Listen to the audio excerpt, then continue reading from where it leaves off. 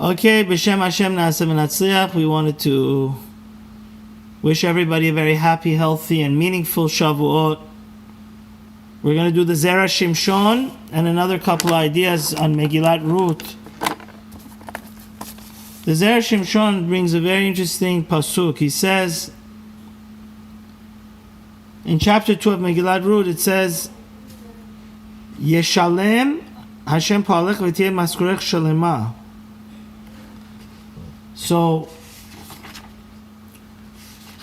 we said that, I apologize, it says that Asher Yiksurun V'alachta Achem Alo Seviticha Ne'alem. When Boaz meets up with Ruth, he says, I have ordered the young men not to molest you. So he says, keep your eyes on the field which they are harvesting and follow them. And if you get thirsty, you could have my water. Question here the Zera Shimshon asks is, why would the employees of Boaz want to, God forbid, molest a Jewish woman that was a widow, and she was collecting money for another widow, Naomi, because her husband Elimelech passed away. And the Torah is very scary what it says if you molest a God forbid, a widow. And what does it have to do with the beginning of the pasuk that she says go after them? So he brings a fascinating halacha that I actually learned a while ago, and that is that by the mitzvah of shikha, there's three parts of the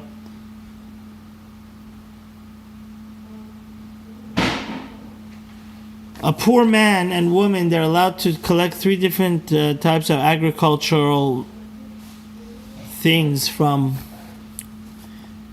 Jewish fields. One of them is called peah, a corner. One of them is called leket. One of them is called shikha. The Mishnah in chapter 6 of peah says that kol sho b'bal tashuv shikha, she'enu b'al tashuv einu shikha. Whenever the Torah says don't go back, and basically the mitzvah shikha is as such. A Jewish farmer may forget, or his employees may forget, a bundle of wheat when they're harvesting and putting everything in the back of the wagon. If something fell down or they forgot about it, it says don't go back and collect it, leave it for the poor people. But let's say two people were harvesting together and they were facing each other, and one in the middle, one was coming from the left, one was coming from the right. The Mishnah clearly says there that that's not considered shichacha if one of them was forgotten, because the other employee, let's say Reuben, said, oh, I thought Shimon is going to pick it up. Shimon thought Reuben was going to pick it up. So he says this is the meaning of the pasuk. Ruth said that, first of all, I want you to go behind my employees, because it's never modest for a Jewish woman to walk in front of a Jewish man. And he said, even in such a case where the Mishnah says Boaz was a very wealthy man and he had a lot of employees, so there technically wouldn't be a lot of shichacha, the Zera Shimshon says, in his fields, because if they did forget one, they could always have the excuse that say that the halacha permits us to go back and collect it, because I thought my friend was going to harvest that one that was in the middle of both of our rows that we were harvesting and going ahead. But Boaz gave Ruth some very good news. And he said, even though under strict halacha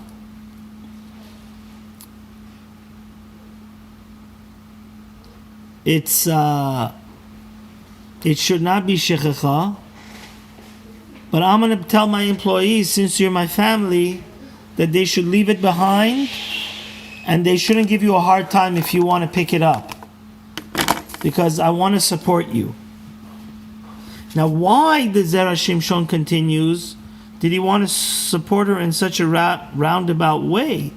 If he was really a good guy, and this was his cousin's wife, that was really in a hard place, why not just give her a handsome donation and not have her chase in the fields like a beggar?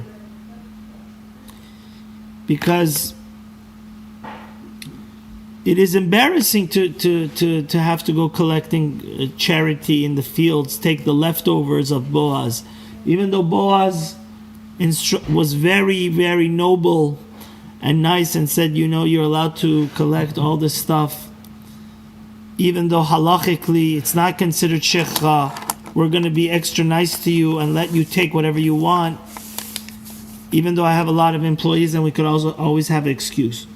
So he says that Boaz, this is something fascinating, learning from the Zera Shimshon. He says that Kavanat Boaz hayta shelo likach Ruth leisha she'agual yigale dato. The halacha is basically in Megillat Ruth, what Boaz does is the mitzvah of yibum. If God forbid a person has a brother that dies with no children, it's a mitzvah the other brother should marry their wife, their brother's widow, to keep the name of the brother alive in the family. This mitzvah could even apply to cousins. So Machlon and Kilion had died because the Rambam says they left the Holy Land of Israel, and since they were such great tzaddikim, God was very particular about them. Because it says God is always more stringent, like the length of a hair, the width of a hair with tzaddikim. Now, there was another gentleman we read in Megillat Ruth, and I really apologize, I forgot his name. Boaz was waiting on him to see whether he wanted to do yibum. He wanted to take over the marriage of his cousin.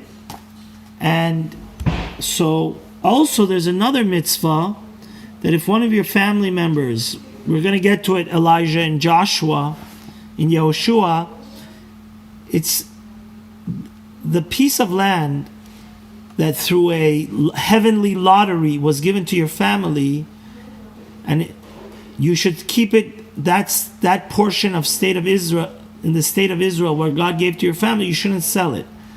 And your cousins or brothers or uncles should help you redeem it. So Machlon and Kilion also owned a lot of real estate that Boaz was waiting on. Ploni Almoni was his name actually. Ploni Almoni was a closer relative to Ruth through her husband. But Ploni Almoni said, I don't want to redeem my cousin Machlon and Kilion, Ruth's deceased husband's property. Neither do I want to marry their wife and keep his name alive. And you have to understand, parenthetically, the Zera Shimshon says Mashiach always comes from the darkest places. We know that Mashiach has to come from the son of Yehuda Peretz, like we say in Lechadodi. Al Yad Ish ben Partzi, Venismecha ben Agila. This also, Boaz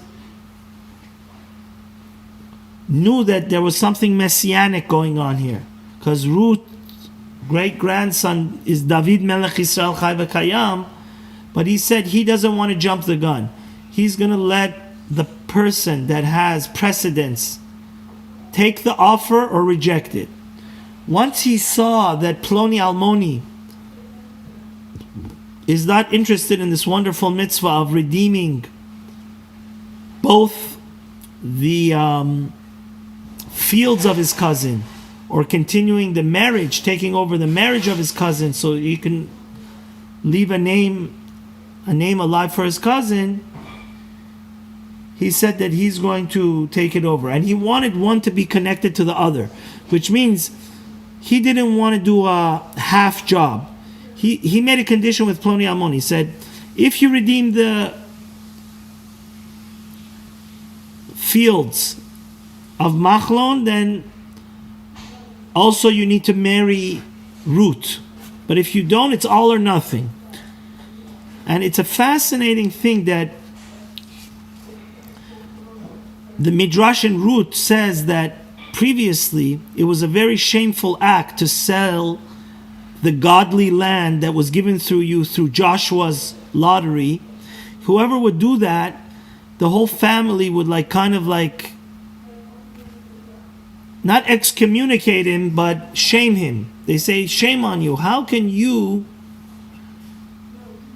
go and be such a lowlife and sell this piece of land that is connected to your soul and was given to our family as our inheritance in the land of Israel?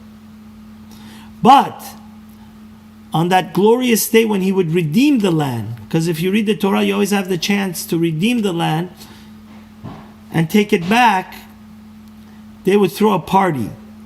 The same thing, if somebody was from a very, very righteous family and he would go marry a woman that is very good looking, but from a very bad family, or a woman that's very good looking but much older than him and can't have children, again, the family would not be excited to attend the wedding of such a young man, because he's only marrying not according to halakha. You always have to be married to have children from your wife, a boy and girl. A young man should not marry an old woman even if she's very rich. So inside this tribal society of the Jews, on one hand, the whole family was very excited if you married an appropriate woman, but on the other hand, a lot of the family would not come to the wedding if you the same idea when the daughter of a Kohen should only marry a righteous person, not a ignoramus Jew that is not so careful in the laws. So what basically happens here is that Boaz wanted to tell Ploni Almoni that it's a great honor. Just like it's a great honor, they would throw a party when you had the integrity and knowledge to go redeem the land from the person that you sold it to, because this land was through the lottery of the great successor of Moshe Rabbeinu Yehoshua given to your family. While you sell it and get rid of something that was given to you by divine providence. But same thing, the reason why Boaz wanted to connect one redeeming the land was that he said he was a great shofet, he was a great had Ruach HaKodesh, Boaz, and said, don't think that Ruth is a substandard citizen and as a Jew we're not allowed to marry her, because this was the whole controversy why they said David HaMelech also is a mamzer, some of them, and we know that the terrible person that has no portion in the world to come, Doag HaAdomi, said, they were saying Lashon Hara that just like the males we know, God bless my father's soul, the worst thing in the world is a person that has no gratitude, is ungrateful. He bites the hand that feeds it. Now, this nation that Ruth is from is Moab. Moab, our patriarch, our Avot, Avraham, the founder of Judaism, risked his life twice to save Lot, the father of the nation of Moab. Yet when we came to the Midbar Sinai, to the Sinai desert, they hired Bil'am to curse us. That's shameful. So the Torah says forever and ever, a male that is from the land of Moab cannot marry a Jewish woman. But to the contrary, It's mo'avi velo mo'avit. A female can convert to Judaism and marry a Jewish man. It's only the males that are forbidden from joining the nation and marrying a Jewish woman. And why is that? The Gemara says, because God was expecting the Moabites to rush out and bring us cookies and chocolate chip cookies and milk and say, oh, you're our cousins, welcome, and we'll escort you to the land of Israel. But it's not modest for a woman to do that. It was the men that were ungrateful, not the women. So Boaz wanted to make something very crystal clear. Ruth, through her dedication and not abandoning her mother-in-law Naomi, is a very gallant, extravagant, righteous, and precious woman, and therefore it would be a tremendous merit to marry her, not, God forbid, shameful. And we learn in the Halacha Shulchan Aruch, it says, "Ish lo yishalech leisha, shelo yavi ish lishlach lealmana v'yavud l'seh safid kadoshim." We know that on Purim we must give at least one of our friends mishloach manot. But a woman should not give a man, and vice versa. A man should not give a woman gift baskets of food, because it may be considered like he wants to marry her if she's not married. And the Magen Avraham says there very clearly, because we're worried that this is like kind of like an engagement ring. You know, halachically, a lot of people don't know this. As long as you give something 10 cents or 25 cents, according to some opinions, to a woman and say, Harei at mekudeshet li, with this nickel, she's married to you. We give a ring because it's symbolic, Kabbalistically, of... they're asking me a question here. It's symbolic of... No, Elijah, the answer to your question is that, first of all, it's not modest. Men should only be giving women, women should only be giving men. And secondly, by you giving the woman a mishloach manot,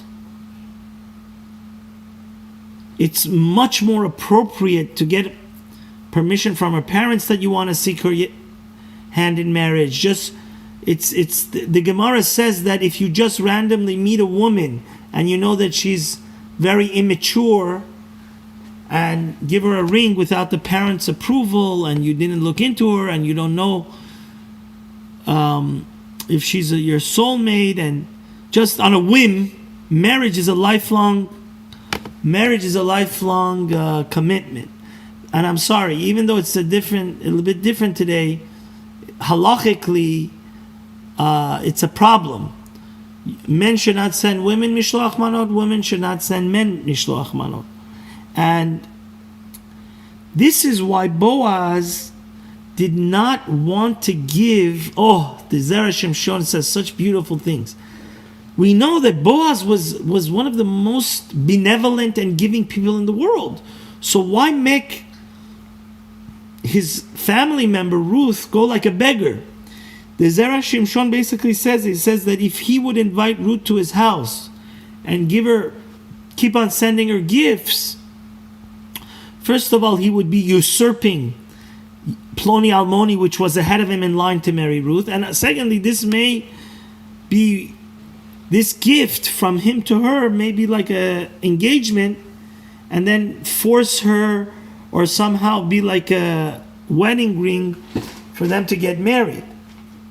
So, but then he said, this is a very important Zera Shimshon, because it's telling us that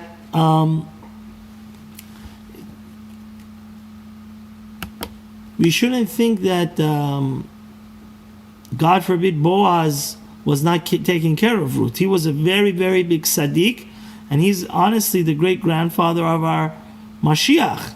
But he was limited halachically. He had his hands tied behind his back. He also was worried. Now we don't want to get on tangent here, Elijah, about if you b'di'evet were mekayim the mitzvah of mishloach manot with the opposite sex. We could give a class on that on modern halacha, our shalot to teshuvot classes. But let's focus on Ruth. So the Zera Shimshon says he was worried that by sending her special gifts, it's both non-modest, like the halacha says a man should not send a woman mishloach manot, and also maybe like a proposal gift asking him in marriage, and there was somebody ahead of him. So Boaz wanted to follow the rules as much as possible. And that's why it says that ultimately, Yesh lomar shohoyel shebotan shesh seorim remez la shatitin letzet mimena shisha banim shemitmachim b'shesh berachot. But he did send her 6 roasted pieces of, it was like a dessert in the olden days, like popcorn. Instead of roasting corn, they would roast wheat. Because he said that there's going to be a day that when he gave her these 6 roasted pieces of barley, he says that shekavanato hayta shelo tavi reka melchamota, אבל לא רצה לומר לה כדי שתהיה משממה. He said, don't go empty-handed to your mother-in-law Naomi, which was also a very noble woman. But again, he was very concerned about this thing about the halacha of mishloach manot, that if he sends her a lot of gifts, it's like he's proposing to her, and it may kind of be like a wedding gift, and like the ring, and then she would be married to him safek, by doubt. But by sending these specific 6 pieces of barley, he was saying that you're going to be blessed with 6 blessings, 6 children. And he was trying to give Naomi a moral boost, that her family was not like karet, God forbid, cut off from the nation of Israel. They would have the opportunity of continuing.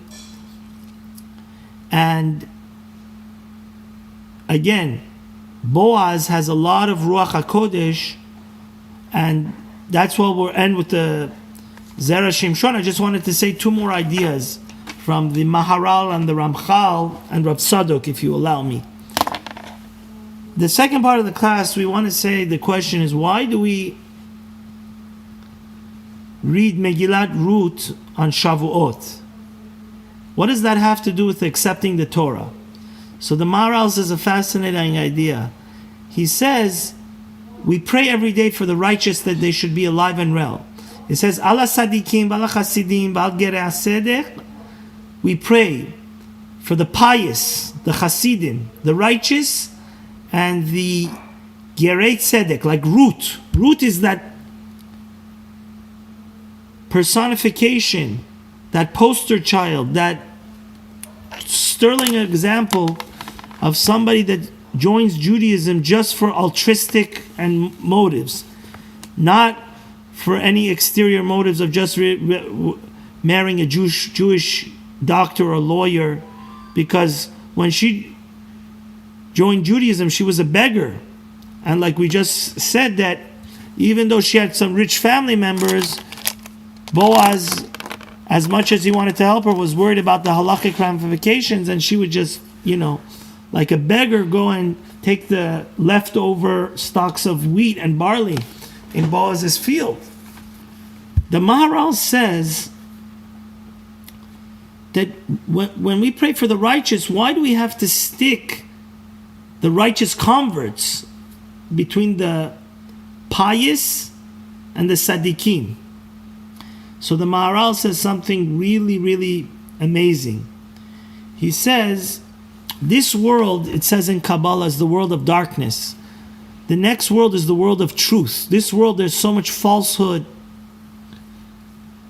Unfortunately, we see a lot of people that lie and cheat are well respected just because they have a lot of money. So it says that in this world that has so much earthly pleasures, the Maharal explains, a Sadiq really doesn't, it's like he's on foreign soil. He's like on enemy territory. He doesn't have home court advantage. So he doesn't belong, because this world has so much temptation and there's so much darkness in it and so much sin. Like we know there's Sin City, the most famous vacation spot that gets the most tourists in the United States. So a Sadiq person is out of place. It says the same thing with a convert. A convert also, he's from another nation. That's why we have to be so sensitive and loving towards them. That a convert, really, he doesn't really belong in this world. As part of the Jewish nation, he really had to sacrifice a lot. So why do we read this Megillat Ruth on Shavuot?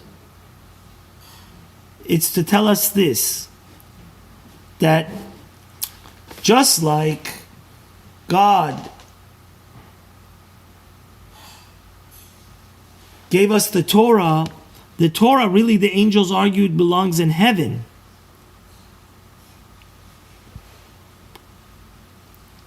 But Moshe Rabbeinu was able to explain to God and the angels that no, you guys don't have a father and mother, you don't have an evil inclination, this whole world is about a test. So the same thing is like this. Just like a convert has to sacrifice so much in order to persevere to become a Jew, it's really from his childbirth, he doesn't belong as a Jew. Like he can't say the bracha, Baruch atah Hashem Elokeinu melech haolam shelo asani goy, because he was created by God originally as a goy. He's on foreign territory, but he loves God so much that he broke through his natural tendency to come and cling on as a Jew, just like Yitro did. The same thing is with us. We have to know the Torah, we cannot acquire it through osmosis. Just like Ruth had to break through and go against her natural tendency, even though they gave her great-grandson so much torment over her conversion, because they said he's not a real Jew, and then Shmuel Hanavi proved that it's a halacha Moshe Sinai that they're allowed to convert. And this really, Rav Moshe Chaim Lutzato, the Ramchal, says that that's why, by the way, we need to study Torah so much. Because this world, we do not have home court advantage. The body is lazy, the body is animalistic, and so many of our friends and society are only thinking about money, and pleasure. So the same way, the Torah can only be acquired if we're like Ruth. We go against our nation. The Torah is not going to come after us. If we go on autopilot, we're just going to stay like animalistic. But this is the reason why on Pesach we bring Omer, which is from barley, but on Shavuot we bring wheat and bread. Wheat is the food of humans. Barley is the food of animals. Through us accepting the Torah, we give legitimacy that we're godly and angelic. And I just want to leave you with a fascinating idea why Megillat Ruth is read. The Rambam says almost 42 places in Torah Nevim Ketuvim, the Torah says we have to respect and love the convert. And actually you have to love him double, because it says love the convert and you have to love a fellow Jew. So he's a Jew, and I saw Rav Sadok. I was on a spiritual high for a week from this Rav Sadok. He says, why, when Moshe Rabbeinu was able through hologram to go see the leaders of every generation, he saw that there was going to be a person named Rabbi Akiva that was so sophisticated that he was even able to explain the reasons for the crowns on the letters of the Torah. So then, Kabbalistically, they say, how could it be that Moshe Rabbeinu thought that he was inferior to Rabbi Akiva? Why would Rabbi Akiva be, which, Rabbi Akiva, by the way, was the child of a convert. And Rav Sadok says the most important thing, God rewards us according to our sacrifice. Like we said in Pirkei Avot last week. Kefum Sara Agra. The more we toil and break our back-breaking labor to do a mitzvah, the more we get rewarded. This is why the Rav Sadok HaKohen says, which Jew had to sacrifice the most to be committed to the Torah and mitzvos? A ger, a convert.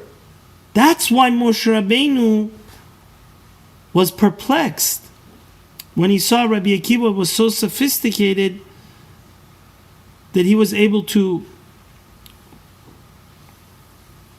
explain even the crowns of the Torah, because Kabbalistically they say in a certain way, in the oral Torah, Rabbi Akiva is kind of like equal to the Moshe Rabbeinu. He's kind of like the Moshe Rabbeinu of the oral Torah. Of course, nobody in prophecy is greater than Moshe, but he explains so eloquently, and it makes so much sense that we have to appreciate who did the most back-breaking labor, abandoned all his old lifestyle, abandoned all his family, abandoned everything. Who sacrifices the most to get close to God? It's the convert.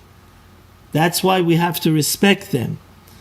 And we hope and wish that everybody has a meaningful Shavuot. Please don't forget that even though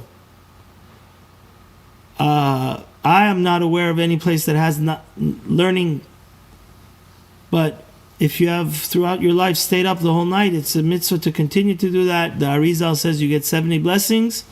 And may God bless all the Jewish nation with 70 blessings.